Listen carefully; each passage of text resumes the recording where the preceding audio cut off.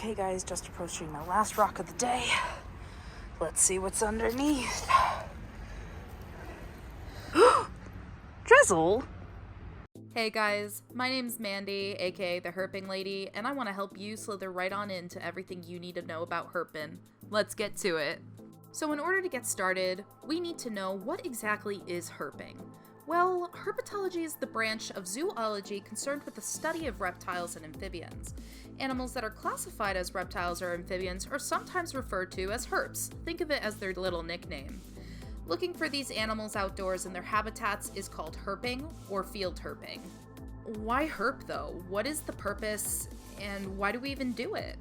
Sadly, many species of reptiles and amphibians are declining. Some reasons for this include habitat loss, pet collections, diseases, quality of fresh water, and there's probably so many more. Herping allows those interested in herp conservation to assist scientists by recording which species they find in their local area, sharing those finds with the scientists, and also by helping keep the natural surroundings clean and seemingly untouched. To go herping, you need quite a few things, so let's go over the list. You should have a backpack, water, comfortable clothing, sun protection, closed-toed shoes, a notebook if you wish, a snake guide, a camera, and a buddy. I don't suggest going herping alone. If you're more experienced, by all means go ahead, but if you're just starting out and getting used to things, it would be helpful if you could bring a buddy. Now before we start herping, there's some information that we kind of have to research.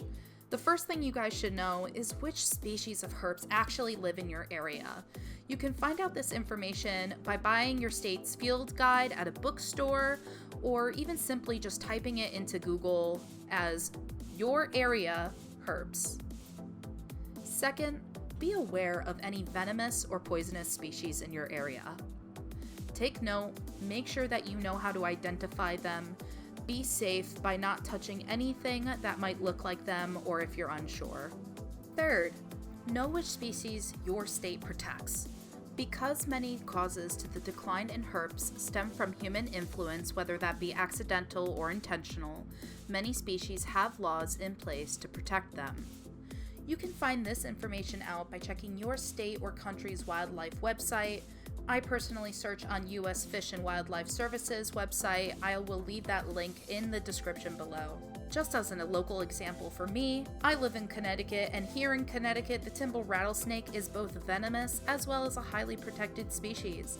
They are listed as endangered because of the native population declines here and in New Jersey. But the rule of thumb goes that if you spot one, you aren't allowed to disturb, touch, hurt, or bait the snake in any way. It's just simply unacceptable here. Fourth, know what types of environments the species you are trying to find live in, and choose those local areas based on those species' needs. Staying safe while herping. It is always so tempting to go right on in and grab whatever cutie pie you just found. And even though they are beautiful, as a part of the herping community, you have a responsibility to not jeopardize the health and well-being of that native animal that you are seeking. Some of the consequences that we spoke of earlier also include the physical harm to you or that animal, the stress of the wild animal being handled, and again, the chance of disease transfer at your hand. The spread of diseases specifically impacts our amphibian friends on a global scale. An example of this stems right on back to that fungus that plagues frogs, toads, salamanders, newts, and even our turtle buddies, guys. Another thing I think we should go over is herping etiquette. 1. Place any wildlife back where you found them, including any rocks, logs, or hiding places that you've displaced while searching, leaving the habitat exactly the way you found it. Again, this is their home. This is like some crazy person coming into your house and disheveling everything just to touch you for a little bit. Let the snakes be snakes. Don't bait them. Avoid loud noises or sudden movements that might startle any wildlife. So guys, remember that notebook I said to bring in the list of materials? Well, you can bring one if you want. You don't have to, but let me tell you the purpose and then you can decide for yourselves. You can use your notebook as a field journal to draw what you find and include notes, thoughts, or questions. Now that we're at the end of the video, I just have one more thing to tell you guys, and that's don't get frustrated if you can't find a species. Guys, these guys are super hard to find in their natural environment if you just don't know where to look or haven't had previous experience before. Trust me when I tell you guys that you don't suck, they're just really hard to find.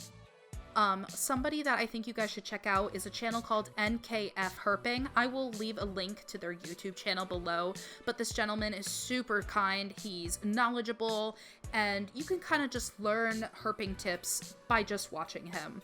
Again, I'll leave that link below in my description, and just check him out, give him a subscribe and a like. He makes awesome content, and I 10 out of 10 highly suggest you go check it out.